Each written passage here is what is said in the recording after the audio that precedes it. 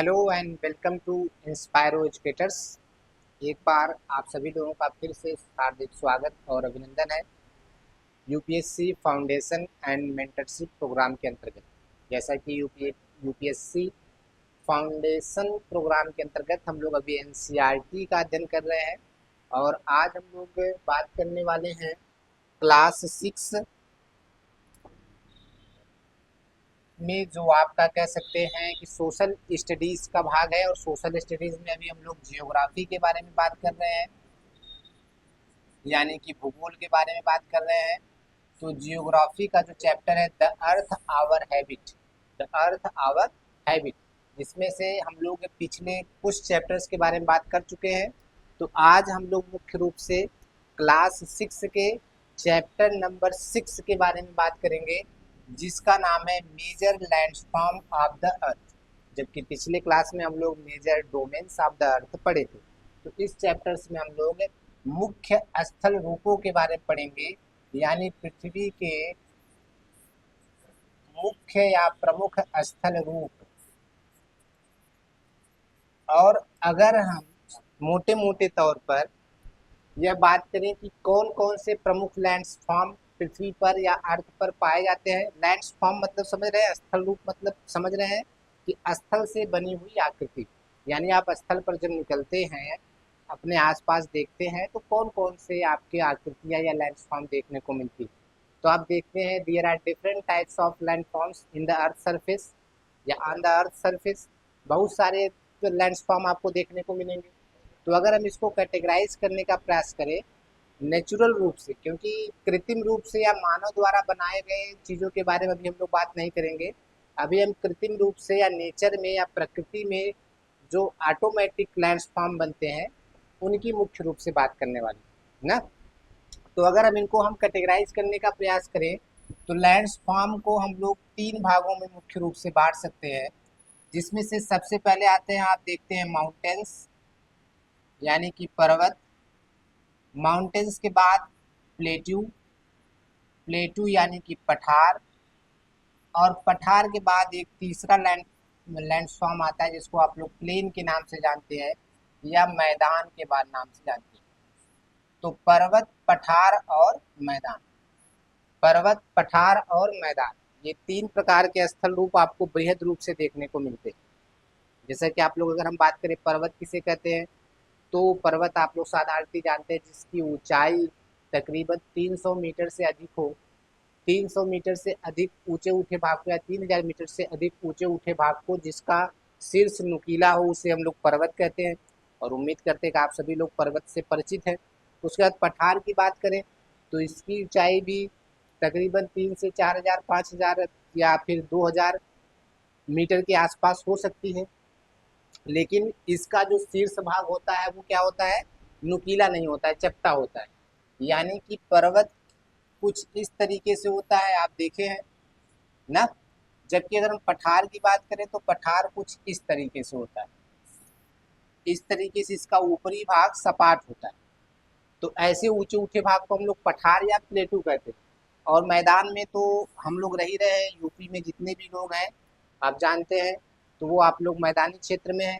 मैदानों का निर्माण नदियों के द्वारा होता है, उसी तरीके से पर्वतों का निर्माण भी किसी न किसी विशेष प्रोसेस के द्वारा होता है, या पठार का निर्माण भी किसी न किसी विशेष प्रोसेस के द्वारा होता है।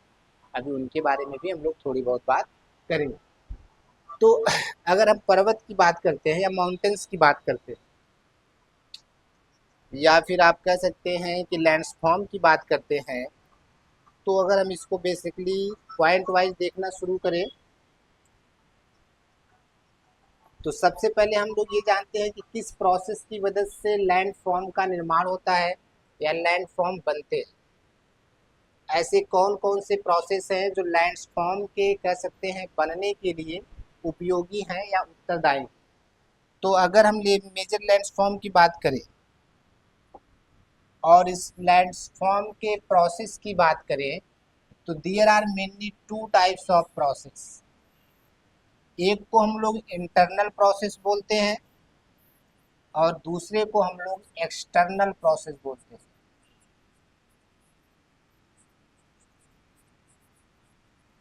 एक्सटर्नल प्रोसेस यानी कि बाह्य प्रक्रिया।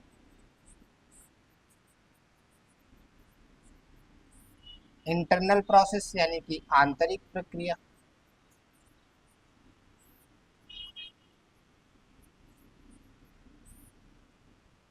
बाह्य प्रक्रिया जो होता है या एक्सटर्नल प्रोसेस जो होता है वो एक्सोजेनेटिक फोर्सेस के कारण होता है, यानी आंतरिक बल के कारण होता है। जो आंतरिक बल है उनके कारण एक्सटर्नल प्रोसेस होते हैं, जिसकी वजह से लैंडफॉर्म का निर्माण होता है। जैसे कि मान लीजिए पर्वत हो गया या पठार हो गया ना, ये सब सारी चीजें के निर्माण के लिए एक्सटर्नल प्रोसेस, किसी भी प्रकार के स्थल रूपों के उत्थान के लिए एक्सटर्नल प्रोसेस से ज़्यादा महत्वपूर्ण होते हैं। सॉरी, इंटरनल प्रोसेस ही ज़्यादा महत्वपूर्ण होते हैं। इंटरनल मतलब पृथ्वी के सतह के अंदर होने वाली घटनाओं से या पृथ्वी के सतह के अंदर जो बल कार्य कर रहे हैं, जो फोर्स कार्य कर रहे हैं, उसकी वजह से पृथ्वी के सतह के ऊपर अलग अलग स्थल रूपों का निर्माण होता है, जिसमें पर्वत भी है, पठार भी है और मैदान भी।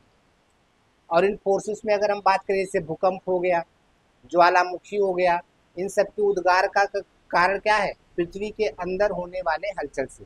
या फिर आप लोग प्लेट टेक्टोनिक्स का नाम सुने होंगे, प्लेट विवर्तनिकी का नाम सुने होंगे, कि जो आपके स्थल खंड है वो अलग अलग प्लेटों में विभाजित है और ये अलग अलग दिशाओं में मूव कर रहे हैं, जिसके कारण से आंतरिक हलचल के कारण इसके ऊपरी सतह पर यानी स्थल के ऊपर आपको विभिन्न प्रकार के परिवर्तन देखने को मिलते हैं, और जिसकी वजह से पर्वत का, पठार का और मैदान का निर्माण होता है।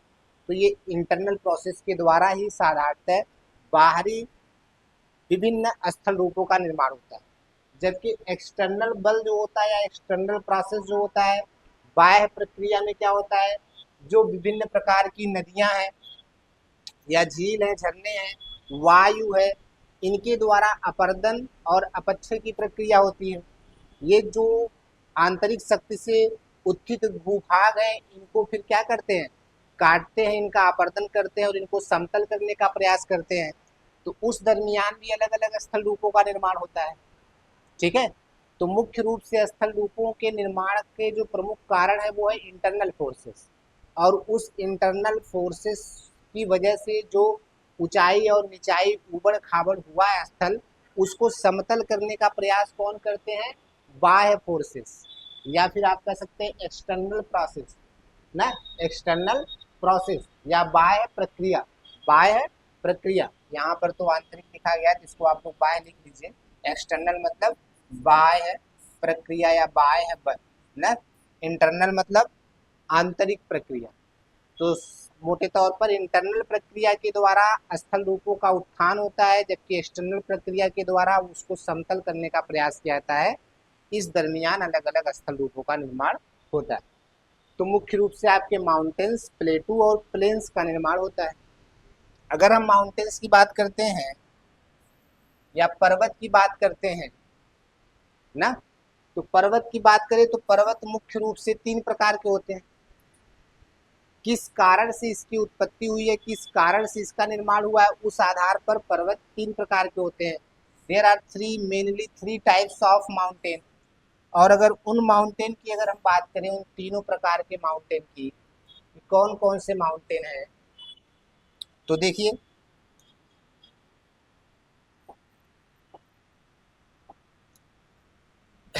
Three types of mountain. सबसे पहले अगर हम बात करें तो ब्लॉक माउंटेन। ब्लॉक माउंटेन का निर्माण फॉल्ट के द्वारा होता है। किसके द्वारा होता है? फॉल्ट के द्वारा। फॉल्ट मतलब दरार, फॉल्ट मतलब दरार। फॉल्ट भी आंतरिक फोर्सेस के कारण ही पड़ता है। होता क्या है, जैसे आप अगर फॉल्ट को समझना चाहें तो आप यहाँ इस फिगर से समझ सकते हैं। यहाँ पर देखें आप, ये वाला फिगर शायद आप लोगों को दिख रहा होगा साफ साफ, इस फिगर को। तो फॉल्ट में अगर आप देखेंगे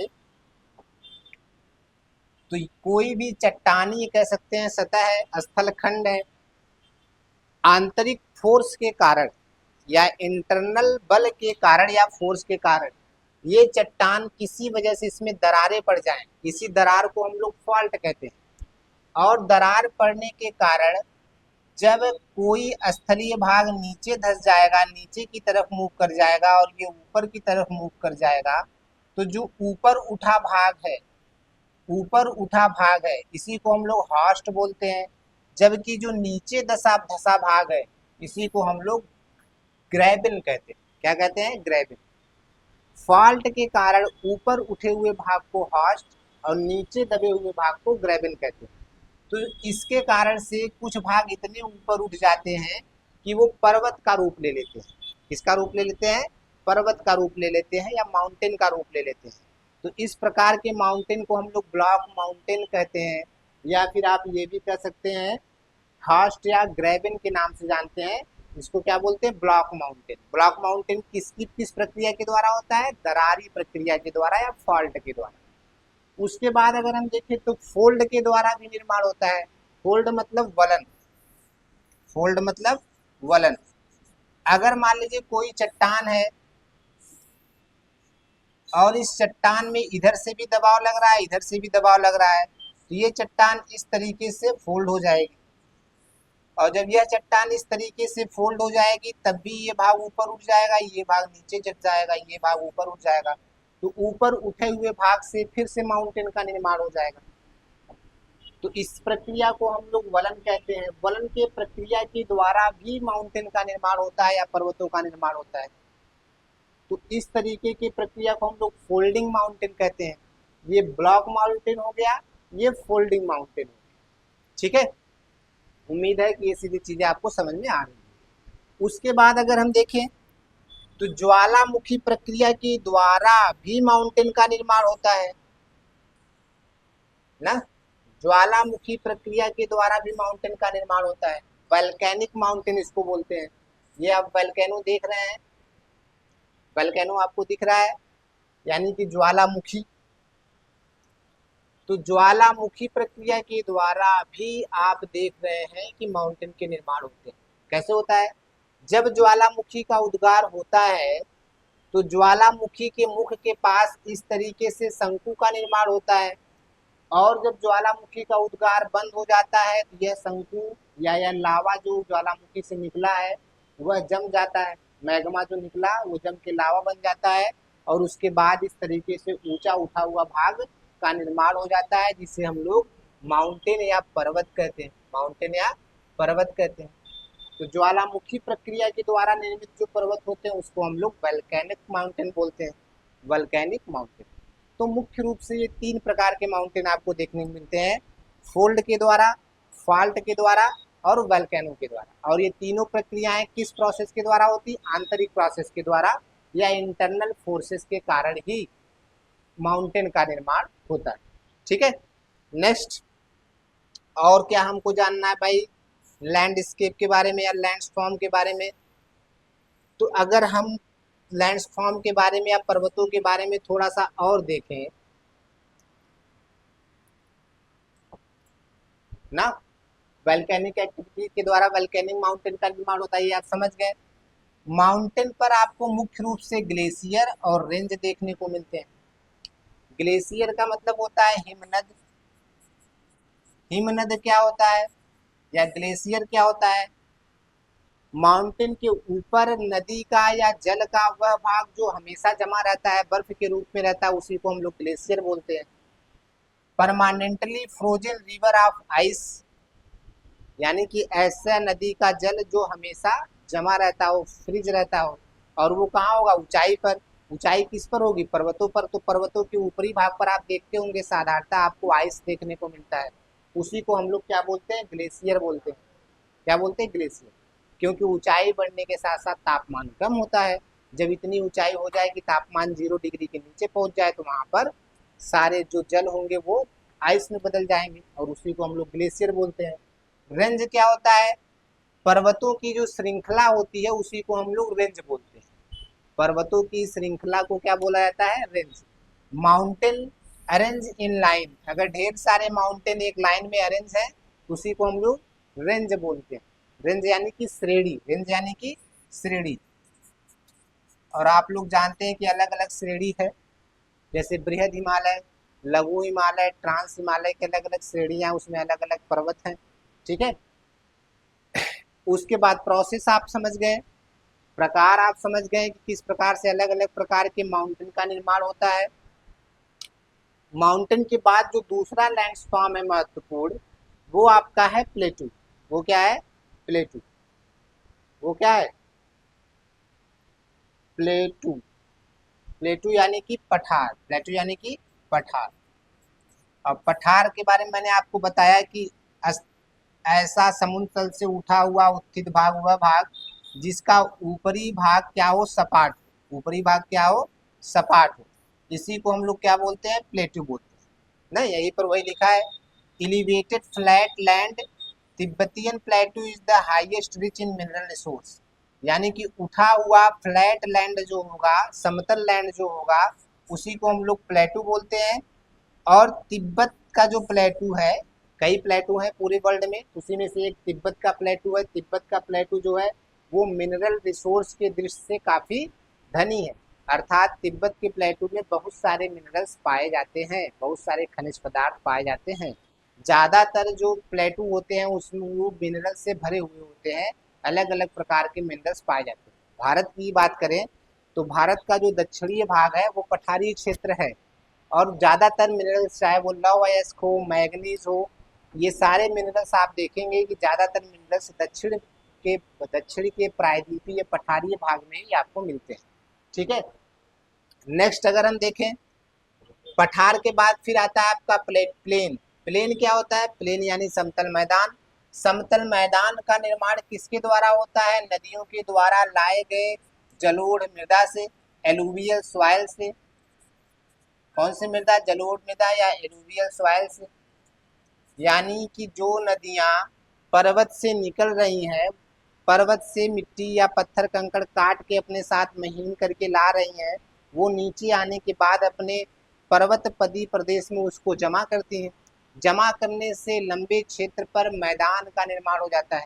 जैसे उत्तर प्रदेश की बात करें, और खासकर जहाँ पर हम लोग रह रहे हैं इसकी बात करें, तो ये गंगा और ब्रह्मपुत्र और यमुना नदियों का कह सकते हैं, सतलज नदियों का क्या है? मैदान ही है। सतलज नदी के मैदान की बात करें तो पंजाब हरियाणा का जो क्षेत्र है वो सतलज नदी का मैदान है। हमारे यहाँ उत्तर प्रदेश में गंगा नदी और ब्रह्मपुत्र नदी का मैदान है ना। तो उनके द्वारा लाए गए निक्षेपों के जमाव के कारण इस मैदान का निर्माण हुआ है, क्योंकि ये नदियों द्वारा लाए गए जलोढ़ मृदा से इसका निर्माण हुआ है। इसीलिए जो प्लेन होते हैं या जो मैदान होते हैं वो काफ़ी उपजाऊ होते हैं, खेती के लिए या कृषि के लिए सबसे ज़्यादा उपयोगी होते हैं। इंफ्रास्ट्रक्चर डेवलप करने के लिए भी यह क्षेत्र बहुत उपयोगी होता है, क्योंकि समतल है तो रोड आसानी से बन सकता है, बिल्डिंग आसानी से बन सकती है, और खेती के लिए भी, खेती भी है, एग्रीकल्चर भी आसानी से किया जाता है। इसीलिए सबसे ज़्यादा जनसंख्या या सबसे ज़्यादा पॉपुलेशन मैदानी क्षेत्रों में ही पाया जाता है, क्योंकि मैदानी क्षेत्र जीवन यापन के लिए आसान सुविधाएं उपलब्ध कराता है, और आप आसानी से यहाँ पर अपना जीवन यापन कर सकते हैं। ठीक है, होता क्या है मैदान? Large stretches of flat land, दूर दूर तक समतल मैदान का जो होता है या समतल सतह जो होता है उसी को हम लोग क्या बोलते हैं? प्लेन बोलते हैं। वेरी फर्टाइल, बहुत उपजाऊ होता है। इजी कंस्ट्रक्शन ऑफ ट्रांसपोर्ट, आसानी से आप उस पर ट्रांसपोर्ट का कंस्ट्रक्शन कर सकते हैं, संरचना बना सकते हैं या नेटवर्क बना सकते हैं। यानी रोड हो, चाहे रेलवे लाइन हो, चाहे रोड हो, ये सारी चीज़ों का कंस्ट्रक्शन आप आसानी से कर सकते हैं। ये सारी चीज़ें मैं 2 बार 3 बार बोल दे रहा हूँ, ताकि आप ध्यानपूर्वक उसको बस धैर्य से सुनते रहिए और समझते रहिए। ठीक, ये हो गया आपका पर्वत, पठार और मैदान। पर्वत, पठार और मैदान, 3 प्रमुख क्षेत्र जो या लैंडस्पार्म जो आपके अर्थ पर पाया जाता है, या जो आपको अर्थ के पास देखने को मिलता है। ठीक, लास्ट में थोड़ा सा अगर हम देखें कि लैंडस्पार्म और पीपुल में क्या संबंध है, लोगों का लैंडस्पार्म से क्या रिश्ता है। तो रिश्ता क्या है? आप जैसा कि मैंने बताया कि मैदान में आपके लिए रहना आसान है, क्योंकि यहाँ की मिट्टी उपजाऊ है, और आप आराम से यहाँ पर रोड या आराम से जीवन, या पर्वत पे रहना है तो पर्वत पे रहना थोड़ा कठिन है ना, पर्वतीय क्षेत्र पर, क्योंकि वहाँ पर आप रोड भी नहीं बना पाएंगे, घर भी सही से नहीं बना पाएंगे। पता चला पर्वतों पर भूकंप वगैरह भी आता है, क्योंकि वहाँ का जो स्थल है वो स्टेबल नहीं होता है। ठीक है, तो lands form and the people अगर आप देखें तो एक्सटर्नल इरोजन के द्वारा क्या होता है, weaving away of earth surface. अच्छा, ये तो इंटरनल प्रोसेस है और एक्सटर्नल, इसके बारे में तो हम लोग बता ही दिए ना, पहले ही पढ़ लिए हम लोग। Better living condition in plain, यानी रहने के लिए प्लेन में सबसे अच्छा कंडीशन है, सबसे अच्छा। Difficult life in mountain area, जबकि पर्वतीय क्षेत्र में डिफिकल्ट लाइफ है ना। तो ये आप कर सकते हैं कि आप रिलेट कर सकते हैं। तो ये हो गया आपका major landform of the earth. सारी चीज़ें आपको एक समरी के रूप में बता दी गई हैं, और आपके उस सुविधा के लिए आपको पीडीएफ नोट्स जो बने हैं वो भी आपको प्रोवाइड कर दिए गए हैं। तो नोट्स को उठाइए और उसको बारी बारी से पढ़ते हुए जो चीज़ें आपको बताई गई हैं उसको ध्यान में रखते हुए उसको समझिए। आसानी से सारी चीज़ें समझ में आ जाएंगी और आपका कंसेप्ट क्लियर होता चला जाएगा। बस धीरे धीरे चीज़ों को पढ़ते रहिए, धैर्य बनाकर।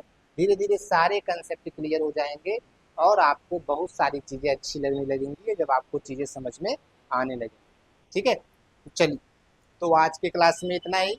फिर हम लोग जल्दी मिलेंगे नेक्स्ट क्लास में, नेक्स्ट सेशन में। तब तक के लिए क्या करना है आपको पता है, हमेशा की तरह मस्त रहिए, खेलते कूदते रहिए, हमेशा प्रसन्न रहिए और पढ़ाई करते रहिए। ठीक है, चलिए, थैंक यू, धन्यवाद।